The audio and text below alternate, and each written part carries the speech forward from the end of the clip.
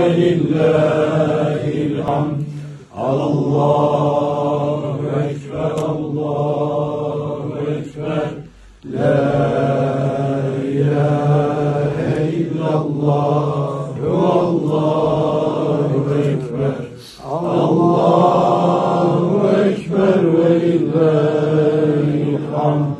Allahu ekber, Allahu ekber. La ilahe illallah. Allahu ekber. Allahu ekber ve lillahil hamd. Allahu ekber, Allahu ekber. La ilahe illallah. Allahu ekber. Allahu ekber ve lillahil hamd. Allahu ekber, Allahu ekber. La ilahe illallah. Allahu ekber. Allahu ekber ve lillahil hamd. Allahu ekber, Allahu ekber. La ilahe illallah. Allahu ekber.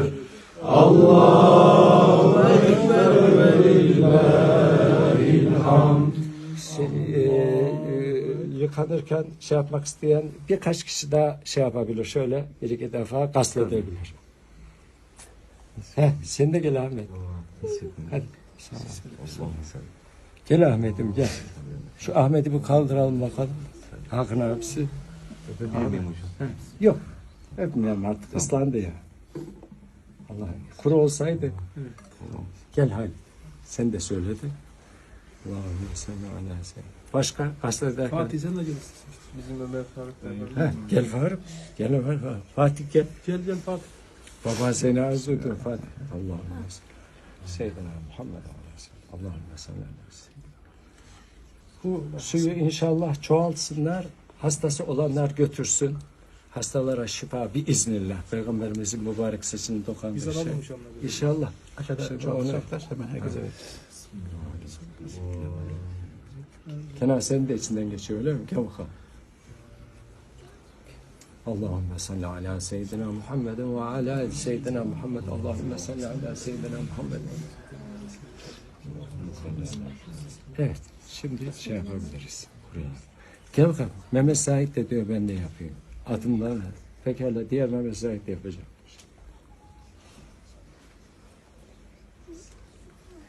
Gel Mehmet Said. Gel bakalım. Allahümme salli ala seyyidina Muhammedin ve ala ali seyyidina Muhammed. Allahümme salli ala seyyidina Muhammedin ve ala ali seyyidina Muhammed.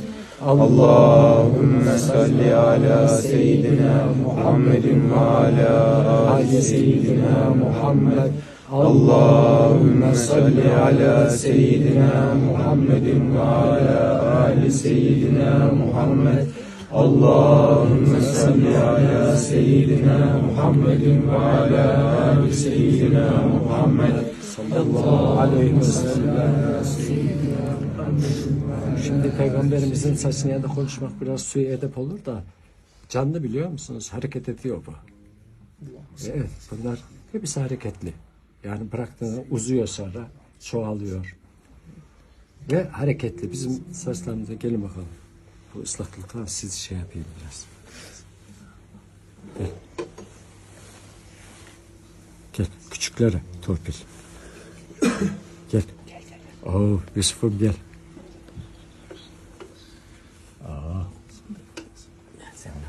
Oo, sen de buradaymışsın. Mehmet Said, gel bakalım. Gel Kerem. Sen de küçüksün. Sami hocamızı unuttuk. Sen gelme aşağı. Pekala. Bu mendil. Tamam. Esselatu vesselamu aleyküm. Bu suyu çoğalsınlar, versinler. Şimdi bir ikram varsa Peygamberimizin şeysine konu götür.